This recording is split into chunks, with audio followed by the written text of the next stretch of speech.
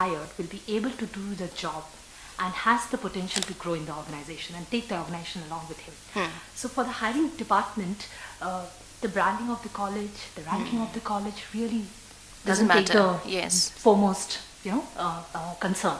For them, for the hiring manager, it's like whether the guy will be able to do the job or not, and maybe have the potential to grow later.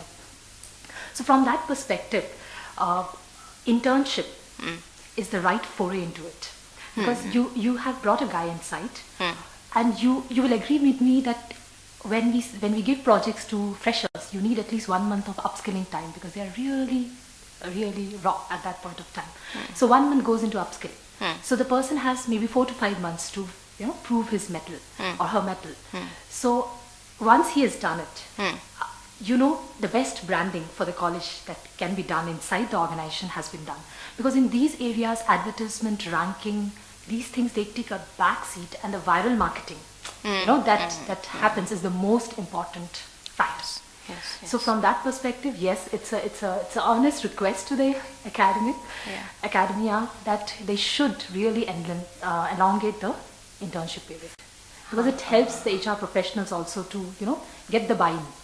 I have this question, thing I want to clarify. Okay, now this person comes for internship, 6 months, 1 year even. What if 6 months later you realize, it's not going to fit in? What do you do then?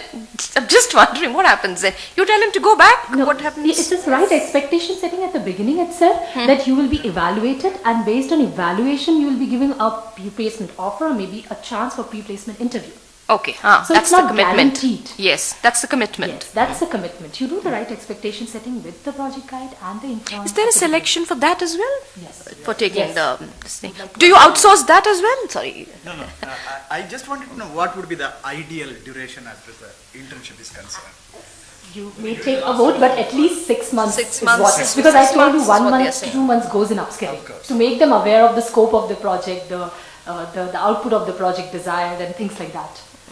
So from that perspective, I have a different point on that. Actually. Me being from a services organization. Yes. This internship, I don't know how far it will help at least services organization. The reason being I was wondering too. The reason being is you need to work with customers on a regular basis.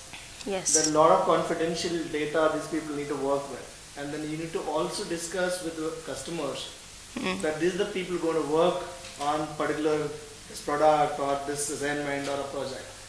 That kind of a scenario, this internship actually takes little backseat. And particularly being from a capital markets, a company you can talk about. We actually services, only the investment banks in the world. Being investment banking companies, they're very strict in terms of their confidentiality and all this stuff. For us, actually, it was really difficult. It is really difficult for us to create that internship model, because you can't get them onto the board without having really a full-time employment, because when you're taking an intern, he's not an employee. He is coming here to learn something and as a part of his curriculum. So that you can't make them as a part of employment, so that half of them or maybe 80% of them or 20% of them go out of it after 6 months, because everybody may not cut that what you're looking at. So that in this scenario, from our we still do it a very little bit in terms of what we do also is, instead of engineering graduates, we take MCAs. Okay, and for the MCAs as a part of curriculum, there's a 6 months course. We take them and we don't put them into any of the building assignments or something. They'll not be assigned to any of the projects at all. But we keep training them. These people, because do we able to take all 500 or 600 every year? No, actually, right? I can take about 50 out of them, so that I can train them separately. I use them also for non-customer interface projects, and keep continue that. And that's what we keep doing it in services industry. I think I don't know whether it is really maybe all of you actually face from a product environment. It is good for you.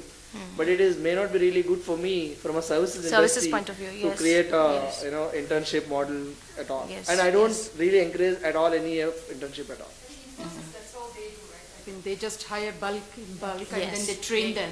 And of course, at the end they have some selection criteria, and then they absorb them. Exactly. Another point I want to just make is, sorry to stop you, is I don't know, I think in a lot of you actually, right? You're specialized in your area. I think maybe Airbus maybe hires specific branches. Similarly, everybody has their own branches. Me being a service organization, I need an engineer. Whether the guy is metallurgy, instrumental, or electronics, I really doesn't really matter. If I get computer engineer is good, right? I don't really mind to get them. But whether these people are going to do best job in my service industry, actually not. I have best people who are coming from instrumental and mechanical, doing the best job or cutting it actually on the top 5 people when you take about some 600 people in a year and keep doing a good job. I know, from service industry we are spoiling them, not taking, giving them a core job and using it our IT industry, whatever it is. But that's how one more point I want to make it here. Is there also, actually take this forward, that's one thing I was thinking. Any of the divisions that say, are you ready to take on an intern? There's this content work or, this is small work, let the intern come in and do. So, it doesn't really work in the long run for every industry, I feel, isn't it? I think, I have noticed that. Many of the managers, the hiring managers, the technical managers, right, they consider interns as probably an additional pair of hands to do any job. Okay. Free. Yeah, because first of all, it doesn't cost me anything, and yes, very little. It doesn't cost me anything, and moreover, there is hardly any issue of any head count and things like that because these guys come and go. Yeah. I can use him for any job that I want him to do. So I think we are trying to address that in my company especially. Any intern who joins, and the selection process for internship is as good as the selection process for a full-time hire. There is nothing different at all. Okay. We do the same kind of interview process. When they come, we want them to have a proper beginning and proper ending to the project. We will buy in from the hiring managers that this is the project the intern will be working on. This is the timeline. 6 months means this has to complete in the 6th month, and we'll have a midpoint review as well. We ask the interns for a feedback after 3 months time, and also the hiring manager for a feedback after 3 months time. If things are going well, if there is an issue, we try to address that as well. And at the end of the 6th month, we make sure that all the interns go through an interview process. It is not an option. All of them will go through a pre-placement interview, PPI what we call, and those who deserve will get a job. I think this is a big challenge that we have in the industry. The manager, the hiring team will consider interns as an additional pair of hands to do any job that they want, but that should stop. And for this, the college also should probably insist saying that they come for regular review and things like that. For example, BITS Pilani, the practice school thing, right? We hire around 15 to 20 interns every year. Today we have 20 interns working from BITS Pilani. Every week we have a faculty member. There are multiple faculty members across in India. For example, in Bangalore, they call it as Bangalore Station. In Bangalore Station, I work with a professor called Vandana. She has 7 or 8 companies that are aligned to her. She goes to each and every company every week, and every Tuesday she comes to my company to meet all the interns for half an hour, 1 hour. She meets the managers.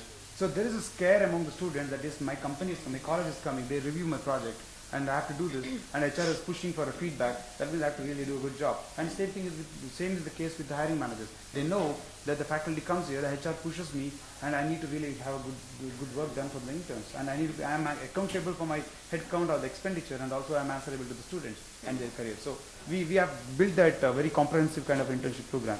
It is really working all well. So I think I have a question for you, sir.